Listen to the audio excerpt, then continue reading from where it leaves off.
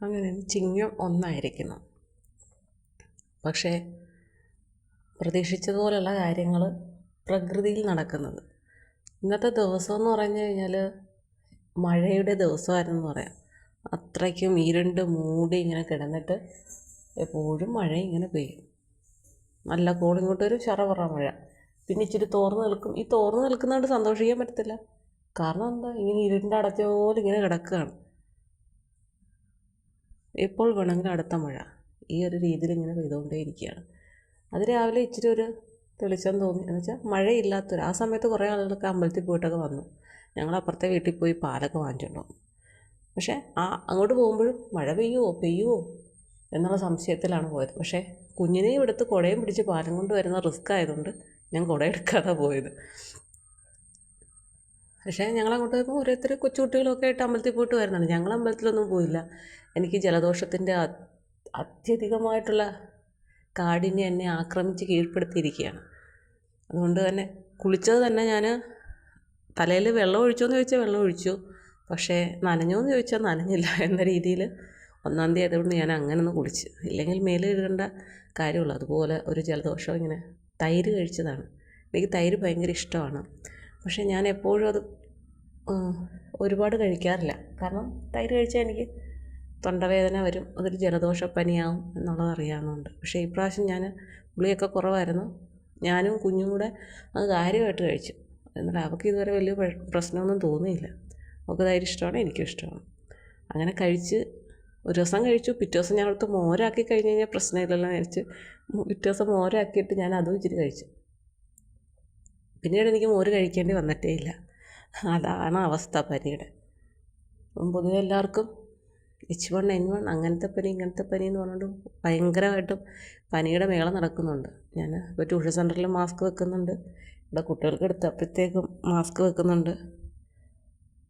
പക്ഷേ തല ഇങ്ങനെ ഒരുമാതിരി തലയൊക്കെ കഴുകി ഇന്ന് നന്നായിട്ട് കുളിപ്പിക്കുകയൊക്കെ ചെയ്തു. മാനസയ്ക്ക് പുതിയ സ്ക്രബ്ബറൊക്കെ വാങ്ങിച്ചു ഞാൻ. അങ്ങനെ കുളിച്ച് പൂവൊക്കെ വെച്ച് പുതിയ ഉടുപ്പൊക്കെ ഇട്ട് ഇന്ന് ഇങ്ങനെ നടക്കുകയാണ്.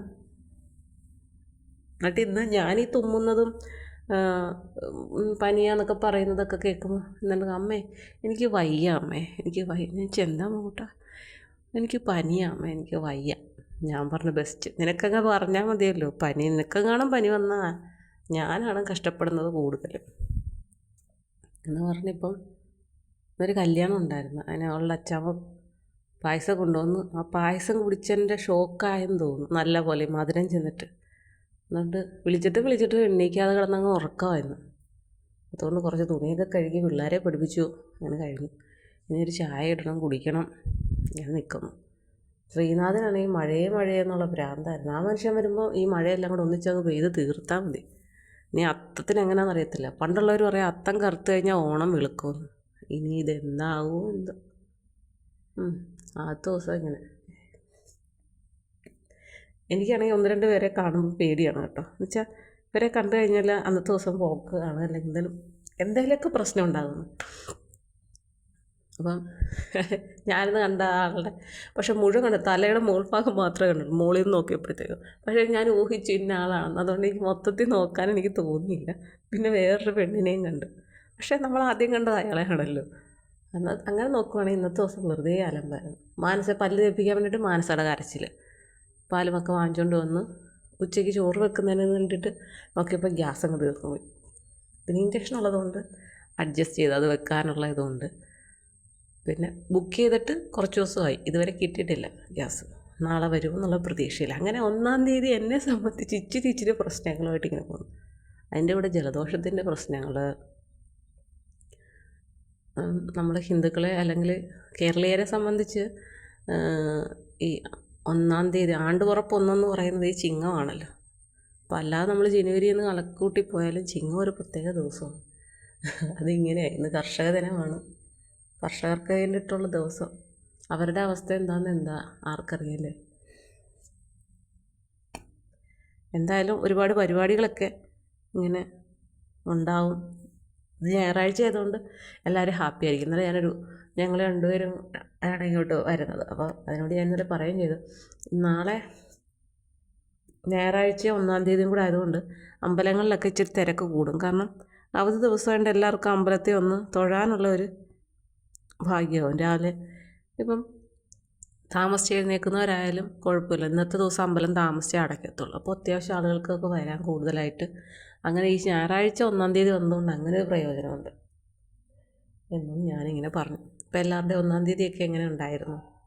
അടിപൊളിയായിരുന്നു. 1-ാം തീയതി എങ്ങനെയാണോ അതുപോലെ അടിക്കും ഈ വർഷം എന്നാണ് പറയുന്നത്. എന്താകുമോ എന്തോ. എന്തായാലും എല്ലാവരും നല്ല രീതിയിൽ അല്ലേ, ചിങ്ങം എന്ന് പറയുമ്പോഴേ നമ്മുടെ ഓണത്തിനുള്ള ഓരോ ദിവസങ്ങൾ അടുത്തടുത്ത് വരുന്നു എന്നുള്ളതാണ്. അപ്പോൾ ഓണത്തിനായിട്ടുള്ള കാത്തിരിപ്പ് ഇങ്ങനെ തുടങ്ങിയിരിക്കുന്നു. അതുമായിട്ട് മുന്നോട്ട് പോകാം. എല്ലാവരും സന്തോഷത്തോടു കൂടി ഇരിക്കട്ടെ. മഴയൊക്കെ ഓണമാകുമ്പോഴെങ്കിലും മഴ പെയ്യാതിരുന്നാൽ മതിയായിരുന്നു. ഓണത്തിൻ്റെ ആ ദിവസങ്ങളിൽ മഴ പെയ്യരുതേ. ഒന്നാമത്തെ കാര്യം എന്ന് വെച്ചാൽ ഈ കച്ചവടക്കാർ ഒരുപാട് ബുദ്ധിമുട്ടും.